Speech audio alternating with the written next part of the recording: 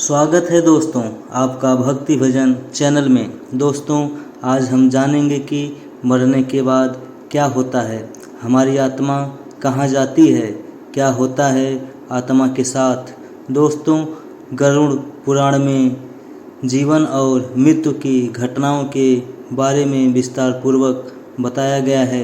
साथ ही इसमें बताया गया है कि कैसे कर्म करने वालों की आत्मा मृत्यु के बाद प्रेत योनि में जाती है। दोस्तों गरुड़ पुराण हिंदू धर्म का ऐसा एक ग्रंथ है जिसमें मृत्यु और मृत्यु के बाद की घटनाओं के बारे में विस्तार पूर्वक बताया गया है।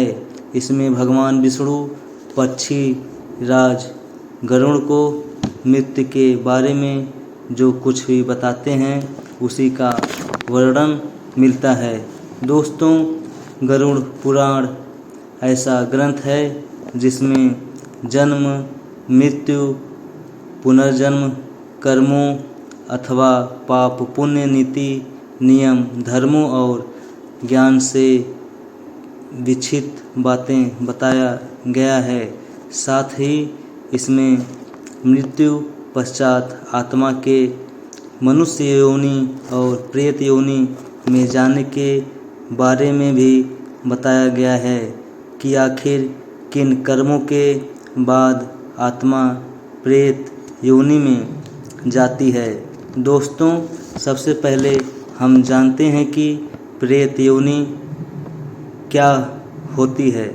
दोस्तों गरुड़ पुराण में उल्लेख मिलता है कि मृत्यु के बाद आत्मा जब शरीर त्यागती है तो इसके बाद भी उसमें भय, प्यास, क्रोध, द्वेष और वासना आदि का भाव रहता है। गरुड़ पुराण में कुल 84 लाख योनियों के बारे में बताया गया है। इसमें पशु योनि, पक्षी योनि, वृक्ष योनि, कीड़े मकोड़ों की योनि और मनुष्य योनि आदि होते हैं। मृत्यु के बाद किसी व्यक्ति की आत्मा किस योनि में जाएगी यह केवल उसके कर्मों पर ही निर्भर होता है। बुरे कर्म करने वालों की आत्मा मृत्यु लोक में ही भटकती रह जाती है। वहीं अगर किसी की मृत्यु दुर्घटना, हत्या या आत्महत्या आदि के कारण होती है, यानी आत्मा अपने शरीर को प्राकृतिक तरीके से नहीं त्यागती है, तो इससे आत्मा प्रेत योनि में चली जाती है। और दोस्तों दूसरी बात क्या है प्रेत योनि का रहस्य।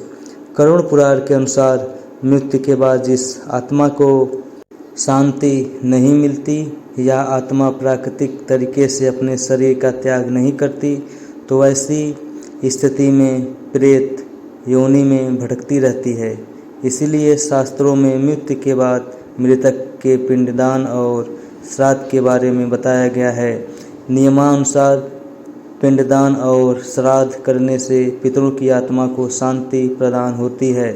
लेकिन कुछ ऐसी भी आत्माएं होती हैं जो अधूरे कर्मों या बुरे कर्मों के कारण शांत नहीं होती और मृत्यु लोक में भटकती रहती हैं। ऐसी प्रेत आत्माएं आप लोगों को किसी न किसी रूप में परेशान करती रहती हैं। इसे हम आप लोग आम भाषा में भूत, पिशाच या राक्षस आदि का नाम भी दे देते हैं।